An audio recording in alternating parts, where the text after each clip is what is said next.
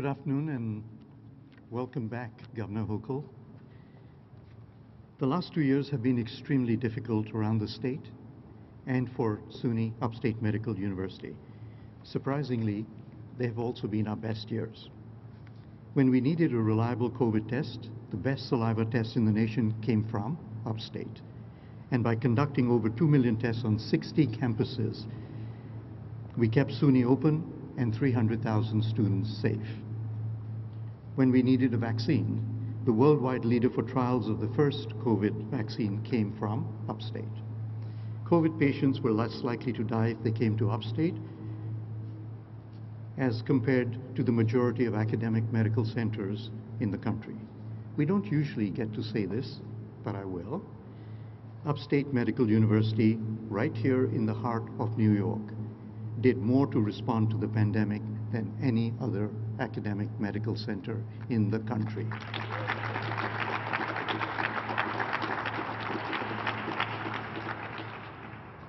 Upstate also serves patients from a third of the state. When we did struggle with huge demand and staff losses, we were fortunate to have a governor who understands the importance of working hand in hand with hospitals. Not just words, not soothing words, but real action. Governor Hochul sent Upstate ambulances and 2 invaluable disaster medical assistant teams and has asked for further assistance from the military. Governor Hochul, thank you for being a champion for our state in the fight against COVID-19. And thank you for your steadfast leadership in ensuring Upstate has the resources we need to serve as our 19-county region's only academic medical center, allowing us to treat anyone who walks through our doors. As we continue to battle this virus, I'm confident that Governor Hochul and the state will be right there besides us providing resources and support. Thank you, Governor. Now it's my honor to introduce to you Governor Kathy Hochul.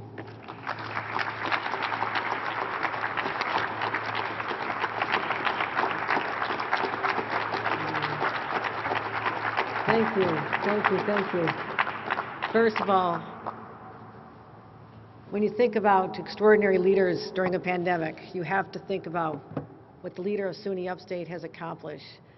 Dr. Dewan, I want to thank you for, first of all, early in the pandemic, I came to visit the incredible research that was being done right at your campus. It was extraordinary, but also the way that you innovated ways so we could test so many more students. And that's why we were able to keep our colleges functioning during this time, and even most recently to be able to open up our college campuses when they were closed to students, but use them as testing sites and vaccination sites. So thank you. You are a gem. We are so grateful that you are here right in the heart of New York State, and we'll continue to rely on you for innovating solutions and treatments, but also being there as you have been with the resources. So thank you so much.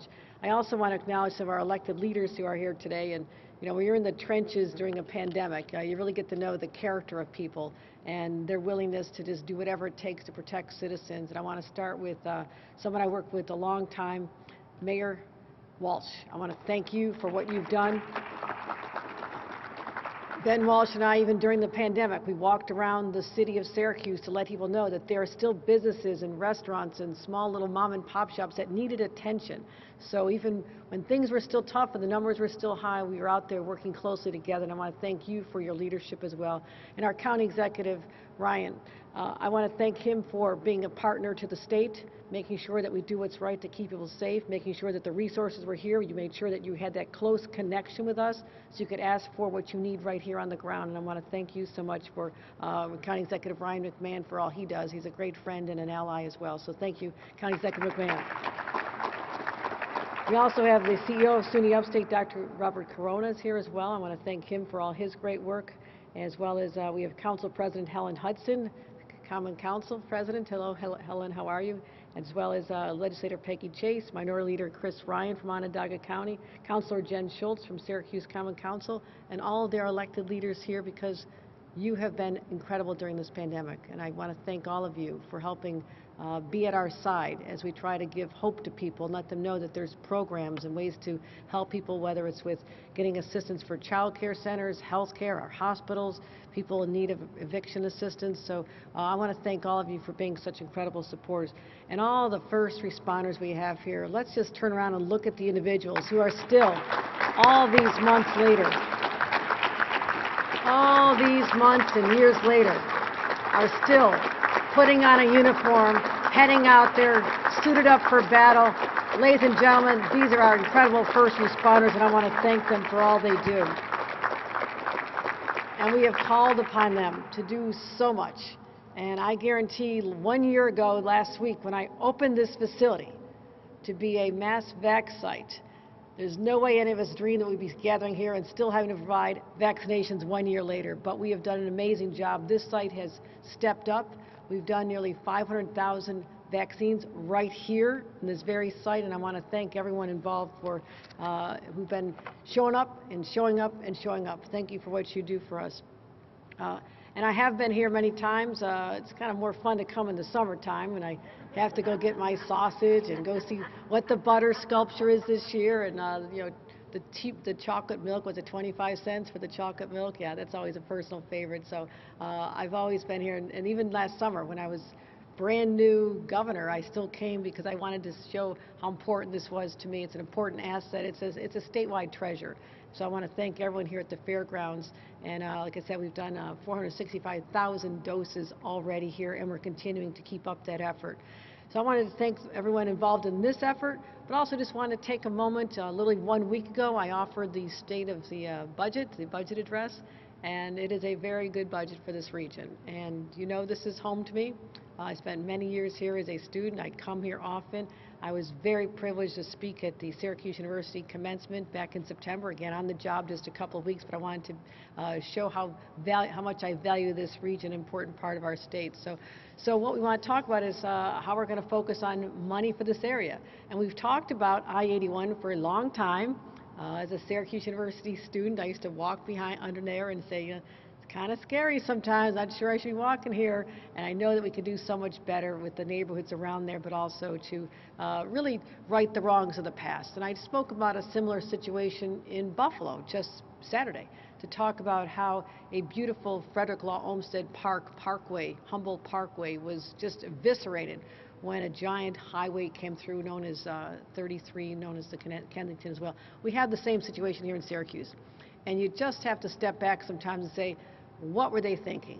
They had no regard for urban communities of color, and I do believe that they thought that they didn't have the political clout to stop something, so there was very little resistance because they weren't well represented. These communities did not have a voice to represent them. So back in the 50s and 60s, decisions are made that we now have to take the time to correct the wrongs of the past, and that's why we have $1.1 billion in our budget to go forth with the community grid project in Syracuse. And we're going to remove the existing structure, new community grid, new green space, safe pedestrian. I love the sound, safe pedestrian and bicycle access. Also very exciting for our friends in labor, 25,000 good paying jobs right here as we build this back over the next years. And just to give you a timetable, our draft environmental impact study will be done very shortly this spring, and I'm always pushing things to be done, but we're going to do it the right way. And so we anticipate that the DOT will have a groundbreaking this fall, so get ready for that. I'm also very interested in proposals like Blueprint 15, because there is a community that is crying out for help. And this is a once-in-a-generational opportunity for us to respond to those needs with a thoughtful plan devised by the community. And I know the mayor has taken many steps toward this. There's a lot of ideas.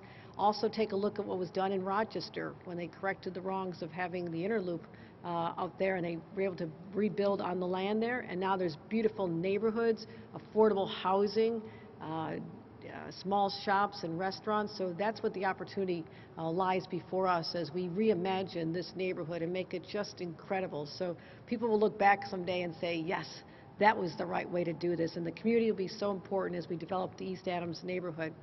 Also, I want to make sure we have continued funding for mass transit, Centro, $42.4 million, and that is a whopping 13% increase as opposed to a decrease. So that'll be there to make sure that we have easy, accessible ways for people to get to their jobs and continue to invest in public transit, our bus lines, et cetera, to make sure that we're also protecting the environment. These are environmentally smart ways to approach the future. Also, something that I'm very intrigued with is the Syracuse Developmental Center. This is an opportunity for us to seize on this property. It's a 628,000 square foot building, long abandoned. It's vandalized. There's broken windows. It is a disgrace. And I'm again with our local leader here in terms of identifying that this should be a multi-use facility. Let's not be limited by anything. Let our imaginations run wild with what we can do. I'm very focused on two things: affordable housing, but also workforce development. And there are great opportunities, and we may be successful, we don't know yet, but with opportunities for new industries that are not even here yet. And I'm going to be excited as we move down the path to ensuring that we have the workforce that future employers are looking for, because I can deliver that, we can deliver the businesses and the jobs, and there's just no stopping us. So I believe that this redevelopment needs to get jump-started, and I want to focus on that with our local leaders as well. So I'm very excited about this. And that's estimated to create as many 400 jobs as well. So everybody, plenty of jobs out there as well. Another thing that we heard from our residents of our state, they need some relief. People who finally saw their income start to go up just a little bit, all of a sudden at the same time, inflation goes up. The price of gas, the price of milk, if you waited to get a new car, it's so much more expensive now. Rental units, housing. So we want to provide property tax relief. So we have $2.2 billion rebate going to about 2.5 million middle-class homeowners statewide. The benefit here will be about $839. This is the largest rebate ever given by the state of New York to the residents of this state. And we're excited about also a middle-class tax cut that we're going to accelerate. It was supposed to roll out over the next few years up to 2025. People need the money now. Let's acknowledge that. So we looked at our budget and said, how can we give tax relief immediately? That means about 6 million taxpayers will get relief as well. Small businesses slammed by this pandemic, and a lot of them had to spend extra money to expand their space, to have that room for social distancing, or restaurants that, even in a place like Syracuse, they want to have outdoor dining, which I think is incredible. And you have to pay for those expensive heaters and more expansion. Maybe it's in a parking lot or on the sidewalk out front. This all costs money. No fault of their own. Let's make it easier. Let's let them have a tax credit for any COVID-related expenses. As long as we're at the fair, let's talk about the fair. It's hard to believe there's more projects we could possibly do at the fairgrounds, but there are. And I see this as I come every year, and we're going to invest another $33 million with fairgoer and pedestrian safety upgrades. Also to work to, as we say, green the fair. What does that mean?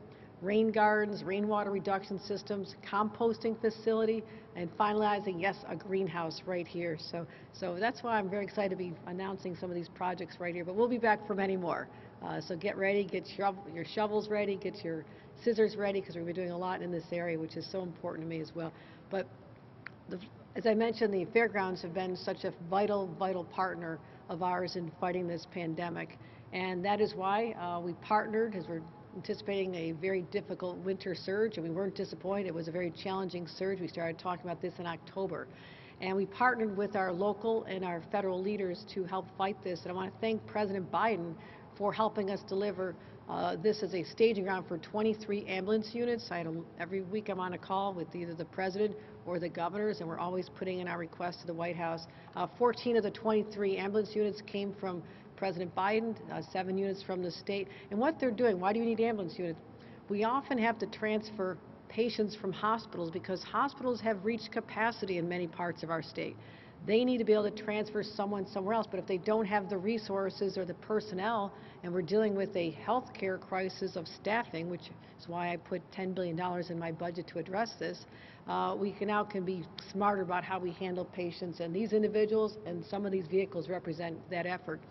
In fact, I was just in the North Country a couple weeks ago, December 29th, and I was up in Watertown and at Samaritan Medical Center. They said, we want to be able to transfer patients to hospitals in Syracuse area, but we don't have While we have our volunteer firefighters and EMTs to do this, so we really need professionals who can help with this effort. So that's why part of my winter surge plan was to really address the needs, the very specific needs of the hospitals in our area. So before I go into today's data, I just want to hit some of the milestones. I mentioned winter surge.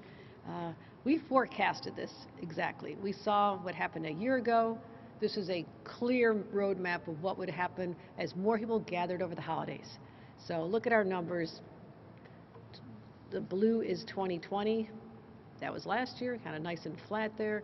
And all of a sudden you saw the peak. Look at this year, the gold color. We saw an uptick Halloween, Thanksgiving, Christmas. And now we know there's one more vulnerability, which is a little hard to talk about, which is the Super Bowl that somebody else's team will be playing in. I don't know why I had to say that. I had hoped to be there, but not this time. There's always next year.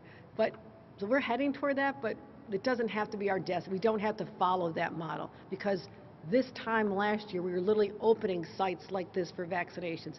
Now there's no reason not to be vaccinated, no reason not to be boosted, no reason not to understand that the masks are making a difference. And that's why we're focused on all these tools. So the winter surge is not over, but we are far better positioned to deal with it.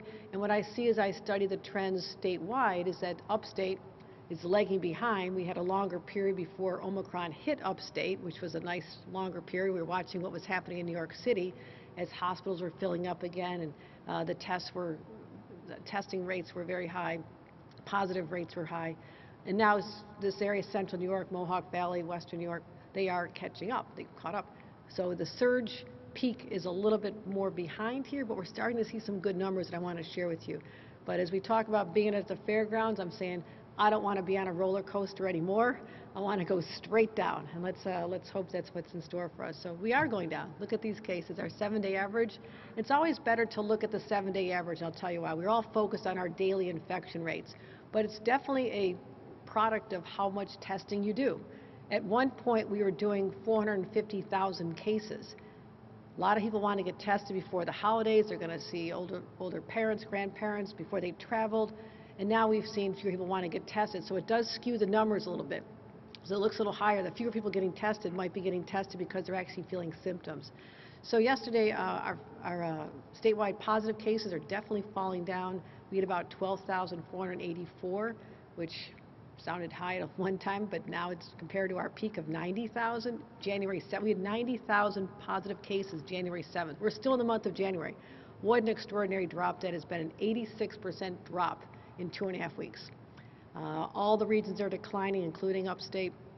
Yesterday, our Central New York case were 958, and that's down from 2,800 just January 4th. So again, heading in the right direction. 66% drop in just a couple weeks. So Central New York, you're doing the right thing. We're heading in the right direction. So the trend's heading down. We're looking at even our percentage of positivity. Yesterday, Central New York was 17%. 17 sounds high, except it's down from 26% just a couple weeks ago. And statewide, we're still a little less than 10%, 9.6, and we were at 23 just on January 2nd. So as I mentioned, our testing has dropped a lot. We tested 129,000 in the last 2 days. Get more people in to be tested. You know, some are required to be tested for their jobs. We want people tested. This is another reason we keep schools open, making sure kids have test kits so they can stay in schools. But we have the capacity. We've built the infrastructure. We have the ability to have more people tested. So it's just another way to keep people safe, because they test positive. They really need to isolate. This is how we can stop the continuation of the spread, which again has been working very far. But also we monitor hospitalizations. This is a huge barometer of how we're doing, and we're still dropping, thank God, from the peak we were at 2 weeks ago. 2 weeks ago, we had over 12,000, almost 13,000 people hospitalized. Now we're down to 9,800. So it's still high, but and we're also still losing our friends and family and our loved ones. 158 people we lost yesterday, and I saw that there was a milestone of 1,000 deaths in Central New York here, and that just hits you. I mean, 1,000 people who thought they were going to be with us, otherwise perhaps healthy, and we lost them because of this pandemic. So never forget those individuals who lost their lives to this pandemic. So statewide hospitalizations are down quite a bit from the week before. Regional hospitalizations, I mentioned, we're doing well, down about 20% here, and we're doing much better overall. This is what kept me up at night. Not so much now, we're doing better, but for a long time, my concern was, what do we do with this winter surge? The numbers go up, the lagging indicator, hospitalizations a couple days, up to a week or two later, and we saw a huge spike in hospitalizations. But because we were ready, we prepared for it, we worked very hard to have surge and flex capacity. We had to limit the ability for some hospitals to do elective surgeries to give them more capacity, but all of that played into a better situation. So hospitalizations are down. You can see the drop. Those are significant drops. That is very good news. A 25% drop statewide over the previous week. Look what that does. Finally, our healthcare workers in some parts of the state can take a breath. Look at downstate in particular. So that's coming here. Just help everybody to hang on. Other than the southern tier, there's still a little spike there, but. And also, you know, I've mentioned this early on, almost half of our COVID cases in a hospital are not there because they're sick from COVID. You need to know this. So again, compared to the severity, now they're still taking up a bed. They're still requiring healthcare workers. They still may have, you know, need to be treated for a heart attack or another illness. So they still need attention, and it diverts. The more people we have in the hospital because of COVID, it's still putting tremendous stress on the healthcare system. I'm not saying that's not the case, but it is reassuring to know that this variant has not resulted in so many people having to be hospitalized because of their illness. They just happen to be positive when they're admitted. So again, our statewide hospitalizations are continuing to trend downward. We're watching that closely.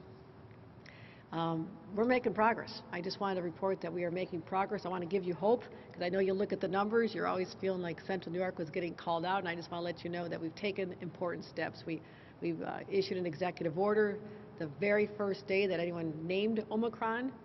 We didn't have, just think about this, how in just a couple of months, Omicron has become part of almost every conversation. We never even heard of it. It wasn't named by the World Health Organization until November 26th, right before Thanksgiving. But we jumped right on it because we saw the global trends. And that's when we started amassing supplies of testing kits and PPE and the mask. And we realized we need a strategy to pause elective surgeries. And at one time we had 47 hospitals that had to stop elective surgeries to give them more capacity. And today we're down to 32. So working with our hospitals are our partners.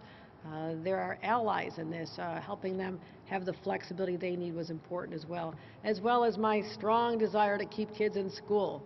And that's why we are so aggressive in getting more testing kits. We ordered up to 85 million. We're 85 million. That's getting more than any state in the nation. But I said, I want to make sure there's never going to be a reason why we can't keep our kids in school.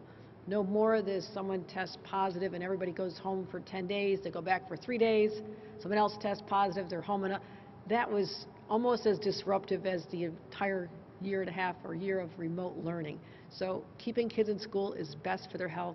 We keep them safe by making sure that they have test kits that go home with them if necessary. And I want to announce that as we're approaching the winter break, schools have different times, but between February and March, I want to make sure that we have enough kits to have every child be able to have a test kit sent home with them before the break. They're exposed during the break. They don't go back to school if they test positive, or if they come back to school and other classmates are positive, that they can adjust. So I never want there to be a shortage of tests, just so you know this. So we're going to make sure that we are ready for the winter break, and we'll have enough for everybody, and we're starting again.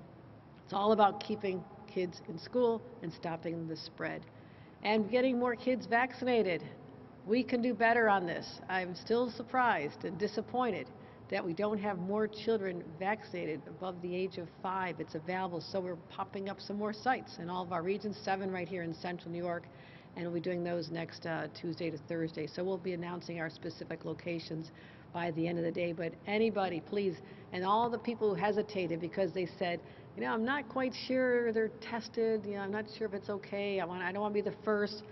Hundreds of thousands of kids have been now vaccinated. It is safe to do so. And this is what gives us the confidence to know when they're in school, if they're exposed, they're going to be okay. And that's so reassuring for all the parents who stepped up and made sure their kids were vaccinated. I want to thank all of them for doing that. We also talked a lot about nursing homes. We have already deployed 2.2 million test kits to nursing homes and other congregate settings.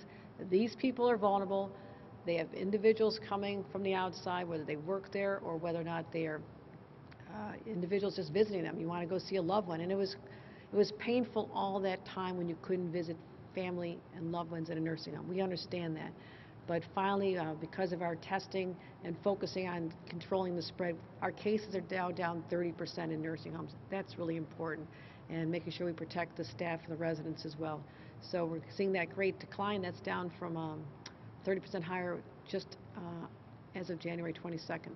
So vaccinations, I mentioned this. See the number they're not happy about at the bottom there? 26% completed series for 5 to 11-year-olds. This has been out for a while. There's plenty of places. There's no excuses. Let's ramp up the outreach to people we know, our elected officials, the media, parents, community leaders. Please help us. Again, we're going to make sure that we can do everything we can and create accessibility. It's free. Doctors endorse this, and it keeps families healthy. So again, boosters, get your booster, because everybody who was vaccinated and boosted, not everybody, almost everybody had a much better experience if they did come down and test positive for Omicron. The effects were minimal compared to what they could have been. The number of people in hospitals who are unvaccinated is off the charts. The sign is right there, but those who are boosted and vaccinated, very few are ending up in the hospitals because of this, so that's really important. So these are the numbers we have on people getting boosted. So just to wrap it up, and I thank everyone for listening, this roller coaster is not over. I look forward to coming back next summer and having some fun on the rides and having a great time. We will get there, but if we continue to do what we've been doing all along, as much as it sounds like we keep saying it over and over, we still have more people who should be vaccinated and boosted, children in particular, and wear the masks, the ones that we know are more protective. If you're not feeling great, just take a day off. Go home and watch some good Netflix. I've got a lot of recommendations for you. Just know you're doing the right thing. You know, take care. My sister just came out. She sent me her negative test today. She'd been home for 5 days. She was like, "What are you doing?" "I'm binging on Netflix." "What else did you do?" So that's the right answer. But all of you who stepped up and showed up, again, I want to thank all of our first responders, our elected leaders, and our allies in healthcare and at SUNY Upstate. Extraordinary. So thank you very much, and we'll see you all again with more announcements and more great news for Central New York. So thank you very much for coming.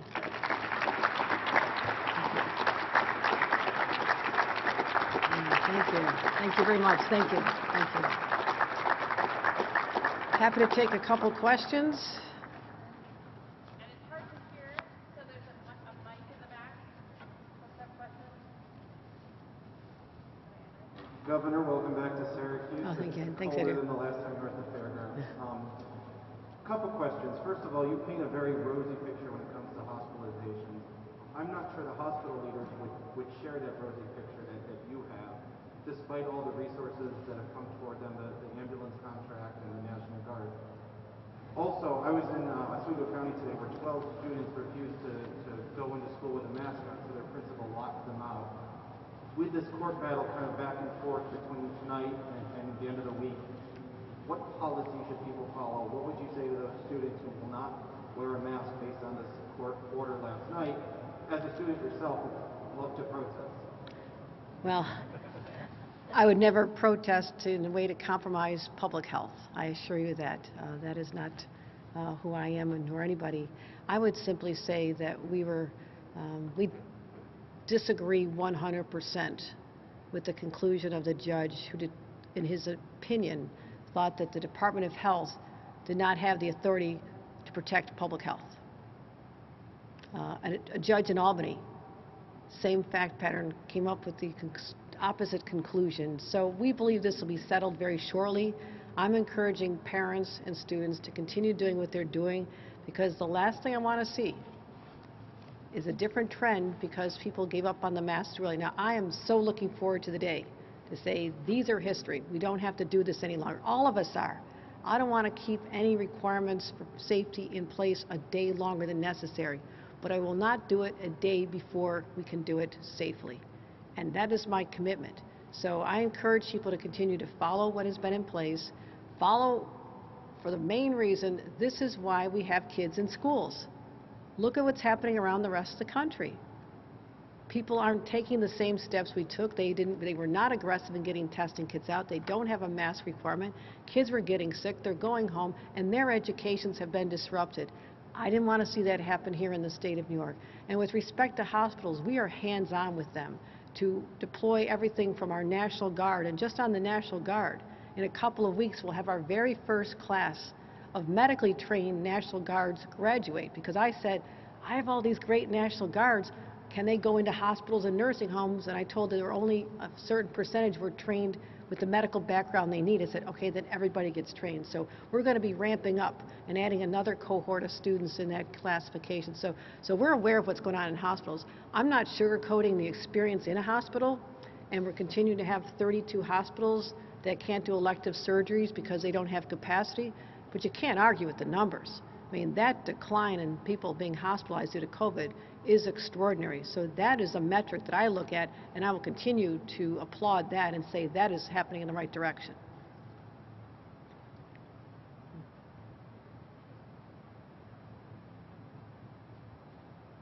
Hi, Governor.